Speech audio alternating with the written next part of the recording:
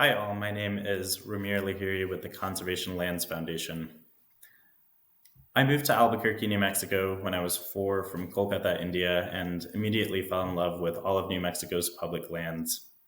Over the past 22 years, these natural treasures have directly shaped who I am and how I see the world. They became a place of reflection, a place to hold grief, a place of love and joy. They became my escape, like they are for so many people in this country, and I grew passionate about working to protect them for myself and for future generations.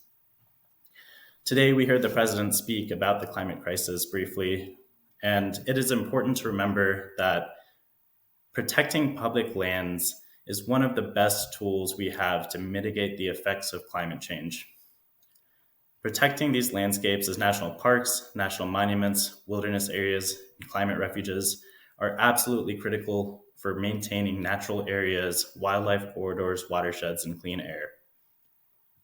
I think the first time I really began to think deeper about the history of public lands and how they came to be was from a trip to Chaco Canyon here in New Mexico as a kid. I grew fascinated with indigenous communities and their relationship to the land and realized that not only were all of these lands stolen, but that these communities and cultures are still living and thriving today, both on and adjacent to the lands we love so much. It is these communities, the ones who are most affected by decisions regarding public lands, who deserve to be the leaders of conservation efforts. So my work at Conservation Lands Foundation as a New Mexico field director here attempts to center these voices and communities in shaping the future of conservation in our country.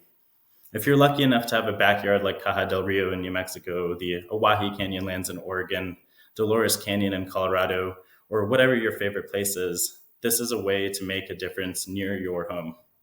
I urge today's youth to get involved with me and everyone else advocating for these permanent protections across the country, to advocate for these protections for your favorite outdoor spaces for the benefit of not only you but future generations as well. In December, President Biden committed to protecting Aviquime as a national monument. We call on President Biden to not wait any longer and to use the Antiquities Act to uphold this promise. We, the youth, have an incredible opportunity to mitigate the effects of climate change by working with our neighbors to protect and advocate for public lands. I invite each of you to follow the Monuments for All and Conservation Lands Foundation channels to stay up to date on these efforts around the country and to tell the Biden administration to use executive action and the Antiquities Act to address the climate crisis through protecting the outdoor spaces we love so much.